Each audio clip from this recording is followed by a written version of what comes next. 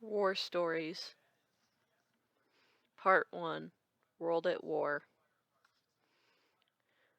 The flimsy biplanes, stubby tanks, and the cavalry officers on horseback of the First World War now seem part of a distant age, like Montgolfièr's gutty hot air balloons and munty wooden men of war of Napoleonic times.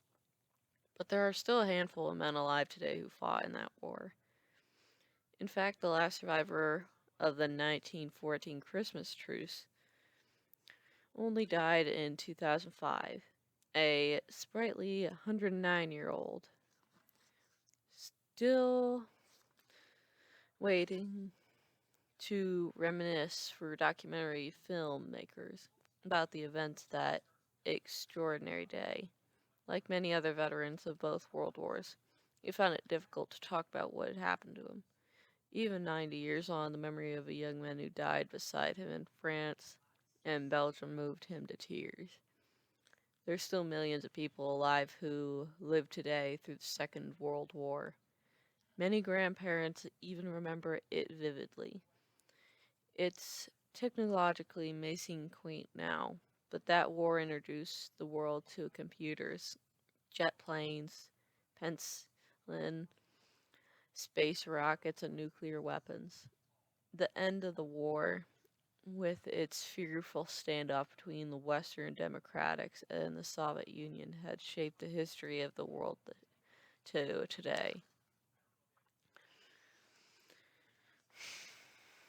The casualties of the two wars were so immense, at least 76 million dead. It's easy to forget the individuals who were caught up in these conflicts.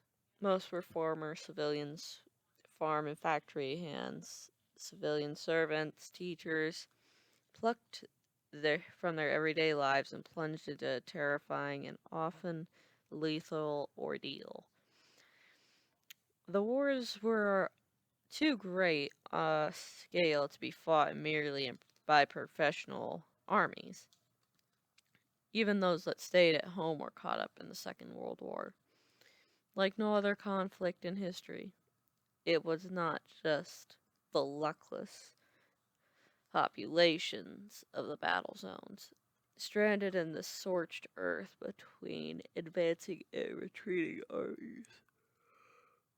The citizens of London and Hiroshima saw their citizens devastated or destroyed by bombers which had flown hundreds or thousands of miles from enemy territory to attack them.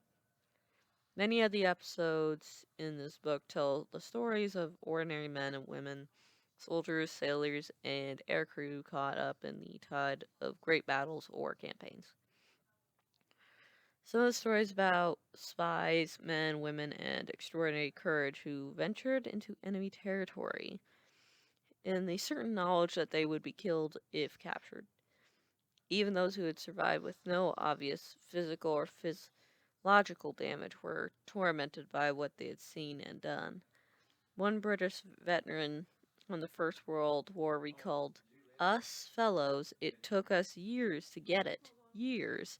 Long after you were working, married, had kids, you'd be laying in bed with your wife, and you'd see it all before you. Couldn't sleep, couldn't lie still. Many's the time I've got up and tramped the streets till it came day.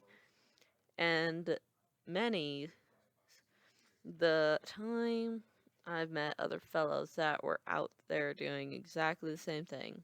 Went on for years that did. For those who fought in them, the two world wars remain the most intense and vivid experiences of their lives."